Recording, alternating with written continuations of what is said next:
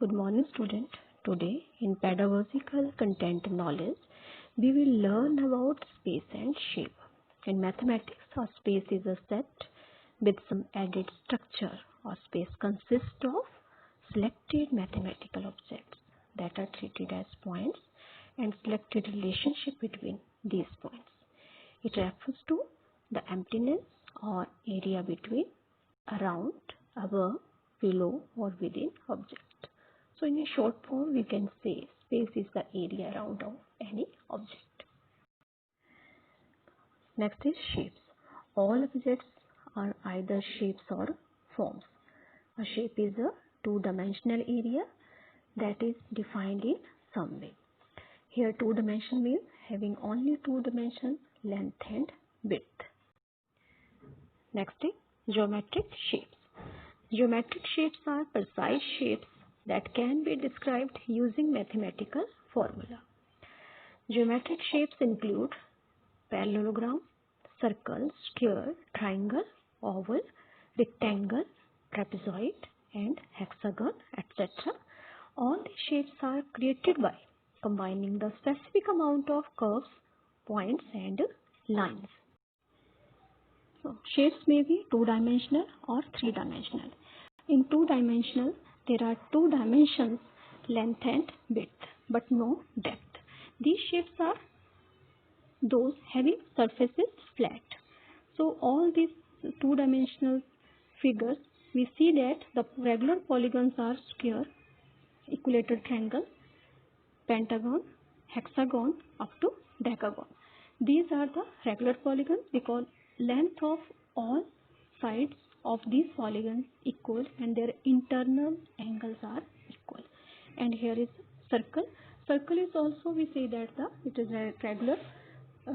Regular means predictable with fewest possible variation. So circle can be defined with just a center and radius. So it is a regular in shape. 3D dimensions are the solid figures, are those which occupy space and their surfaces called faces, and faces meet at edges and edges meet at the vertices.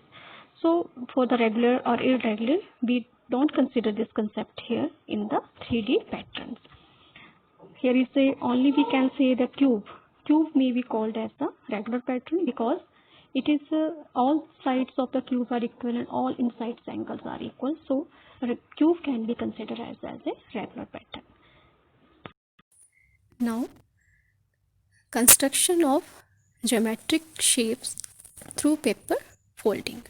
In 1893, Indian civil servant T. Sundar Rao published geometric exercise in paper folding, which used paper folding to demonstrate proofs of geometrical construction.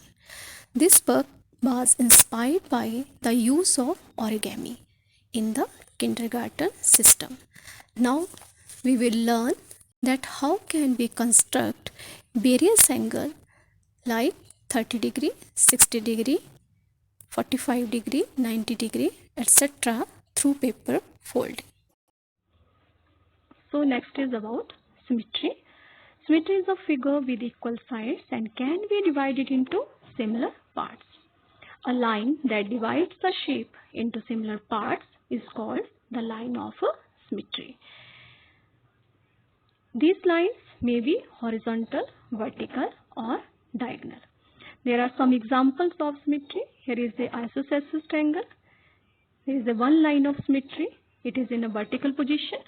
In rectangle, there are two lines of symmetry, horizontal and vertical both.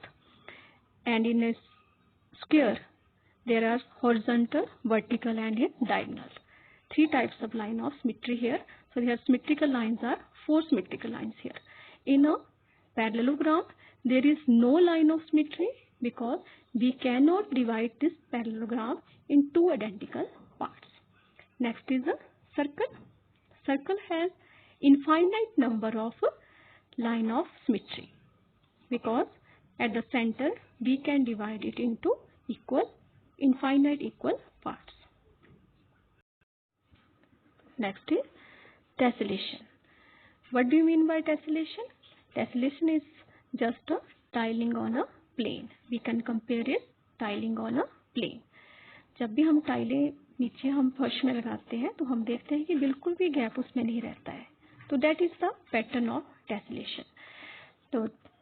So we can say that or define that the process of covering any flat surface with pattern of two-dimensional shapes such that no part remain uncovered or overlaps is called tessellation or tiling. There are some rules to tessellate a surface are: number 1, tessellation must tile a surface without a gap or overlap. The tiles must be regular polygon and of the same size. Each vertex must look the same. So there are different tessellation here, that is triangular, square and rectangular. There are only regular polygon shapes can form the tessellation. So we can say that regular shapes, you know that about the regular shapes having equal sides and equal inside angle. Now we have a regular polygon can tessellate if the internal angle of the shape can divide 360-degree angle into the whole number. A regular polygon can tessellate if the internal angle of the shape can divide 360-degree into a whole number. So first of all, we take this example of pentagon having 5 sides. So we use a formula to find the internal angle equal to n-2 by 180. It's divided by 5. So n-2, 5 minus 2 is equal to 3. On dividing, we get a 108-degree angle. Now we divide 360-degree by this internal angle 108. We get 3.33 something. It is not a whole number. So pentagon does not create a tessellation. So students, it was all about the space and shape. And thank you and have a nice day.